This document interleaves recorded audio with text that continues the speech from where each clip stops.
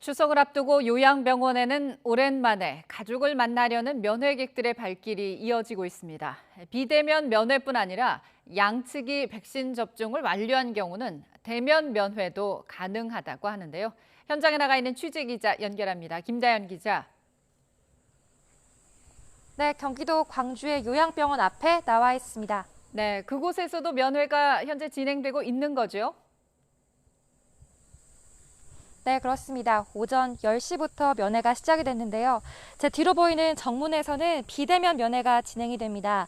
비대면 면회는 병실이 아닌 저렇게 별도 공간에서 유리막을 사이에 두고 전화로 진행이 됩니다.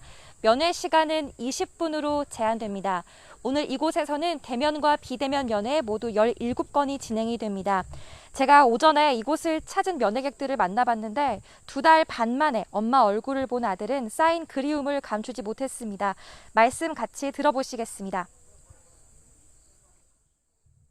명절인데 다 떨어져 있어야 되고 저 유리로 봐야 하니까 이제 그게 제일 마음이 아픈데 일단은 더 이상 아프지 마시고 조금 더 건강하게 오래오래 잘 사셨으면 좋겠어요. 아무리 아프셔도 저는 엄마가 옆에 있었으면 좋겠어요. 대면 면회는 입소자와 면회객 모두 백신 접종을 완료한 경우에만 가능합니다. 접종 완료란 2차 접종 혹은 얀센 1회 접종 후 2주가 지난 경우를 가리킵니다. 방역당국은 추석을 맞아 지난 월요일부터 오는 26일까지 요양병원 시설의 면회를 허용했는데요. 단 사람이 한꺼번에 몰리는 것을 막기 위해 면회는 예약제로 운영되고 시설 종사자들은 주기적으로 PCR 검사를 받아야 합니다.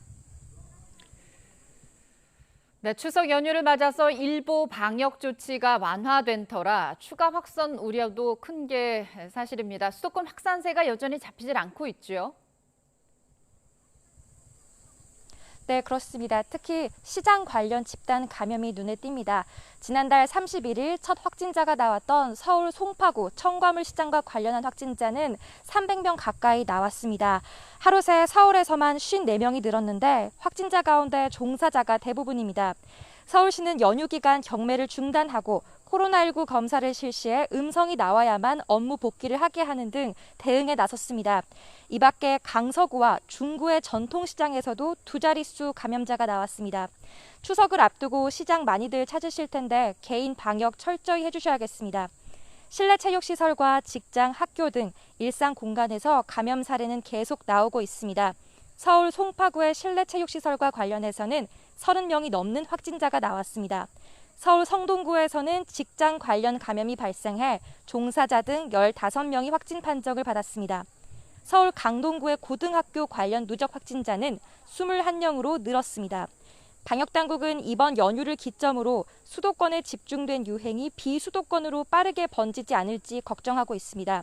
확산세가 여전히 거센 만큼 이번 연휴 짧은 만남, 소규모 모임 원칙을 꼭 지켜달라고 당부했습니다.